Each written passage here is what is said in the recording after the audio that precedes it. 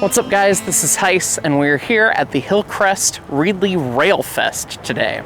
And one of the many locomotives that came to visit for this festival is the Overfair Pacific 1500. Now this locomotive looks like it's sat outside for good 50, 60, 70 years and has slowly deteriorated, but unfortunately that's not actually the case. This locomotive and all of its cousins were actually involved in a huge forest fire in California, and this damage happened extremely quickly, and it's a really sad sight to see something that was once beautiful, put together, ready to run, turn into this kind of overnight. That said, there is hope for these locomotives, and that's what we're here to talk about today. This is Molly Engelman. Molly is the president of the Overfair Pacific Railroad Society. Molly, tell us a little bit about this locomotive and its cousins. So this locomotive is number 1500. It was built in 1914 for the 1915 World's Fair held in San Francisco in Lewis McDermott's backyard, along with 4 1/3 scale Pacific locomotives. That's goals. What says eccentric railroader like building them in your backyard? So the 1500 was used to build the railroad. It's an 060 switcher. The saddle tanks aren't on it right now because they were in the CZU Lightning Complex fire along with the locomotive and 2 others. The 4th Pacific locomotive is actually in the California State Railroad Museum system, not currently on display, but cosmetically restored. Right. And then one locomotive, thankfully, was not in the fire. Yes, one of the Pacifics was off-site at another shop and was not in the fire, and that will most likely be the first one that we start restoring. Which is a very exciting thing that we're going to talk about a little bit later in the video. So we have 5 locomotives in total, 4 Pacifics, the 060. The 060 is on display here, and as we kind of alluded to in the intro, it survived going through the fire.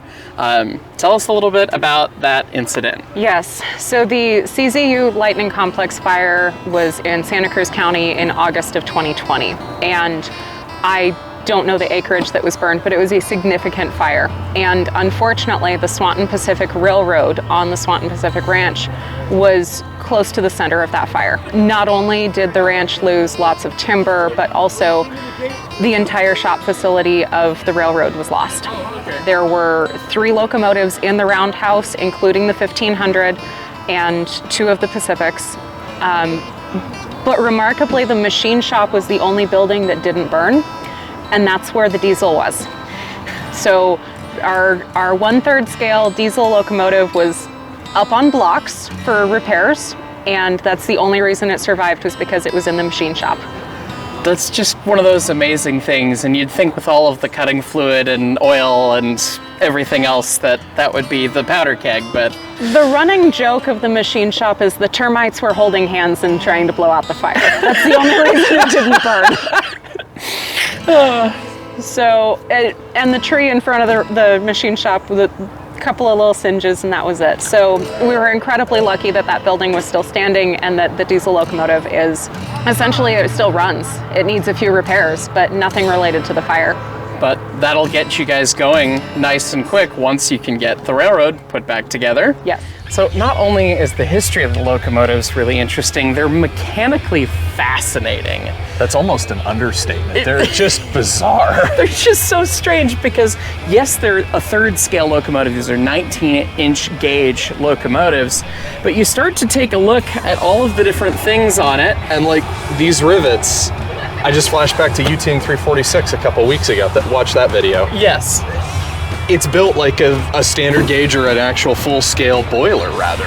Really, I mean, it really is. You look at this. This is a dual butt seam. So you have an exterior butt seam, the interior butt seam, exterior patch and interior patch. Right, yeah. Exactly. And the rivets are the same size as the ones on 346 or 491.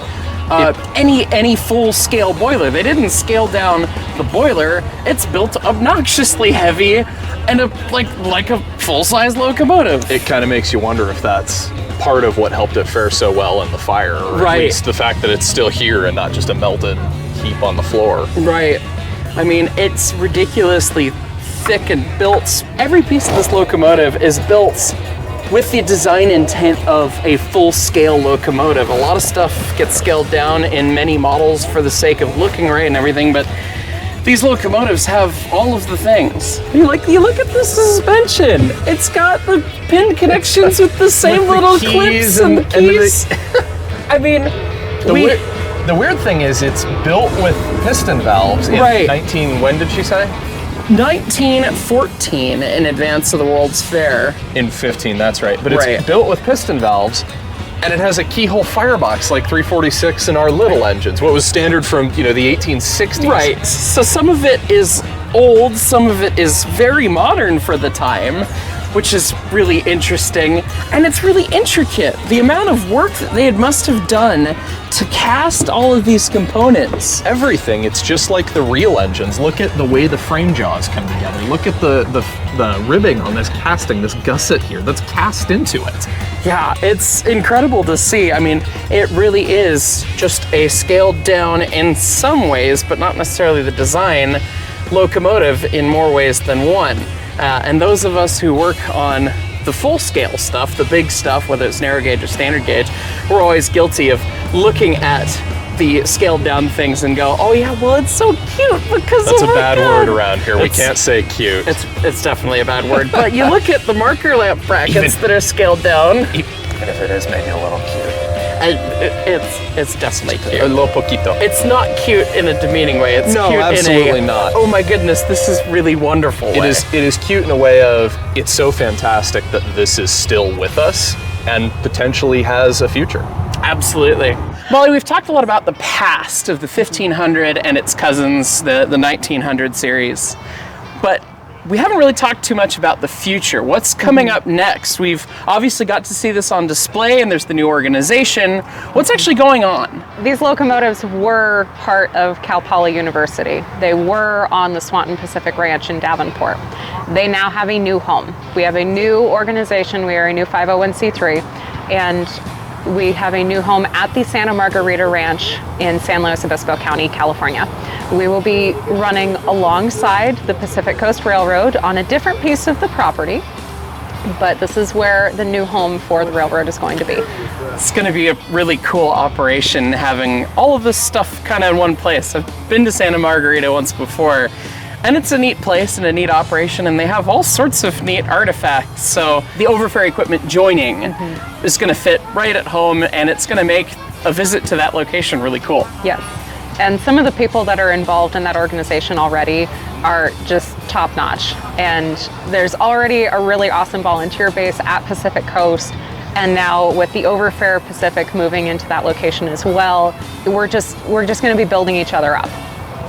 That's absolutely awesome. So what can folks do to help the railroad and the equipment right now? Learn about it. The best thing that we can do, and what we've been doing for the last few years, is just talk about it. Learn about it. Grand scale is just something that not a whole lot of people are really familiar with, but we're playing trains, they're just smaller. Yes. But we have a website, it's overfairpacific.com. You can make a donation at the website, you can learn about some of the history on the website and get involved. If you're in the area, or even if you're not, follow us on Facebook, on YouTube, learn about the railroad and come be part of the conversation. It's not terribly hard to get involved in even the littlest way, even if it's just learning about the equipment, the history, and keeping that sort of thing in your mind space. A lot of people in the preservation community heard about this fire, heard about the damage, and went, "Oh my God, that's terrible." And then it felt like it just disappeared and people didn't talk about it anymore. But there's a bright future. It's really exciting, and I'm happy to help share the message and keep these things moving, because it's going to be really exciting to see 19-inch gauge riding again. Yes, we are the only 19-inch gauge 1/3 scale railroad that we know of in the world. Right. There is nothing else like this out there. It's just unique and absolutely wonderful. Molly, thank you so much for the time today. Thank you, We really Mark. appreciated it. And the story is sad, but it is changing and it's getting better. The future is bright.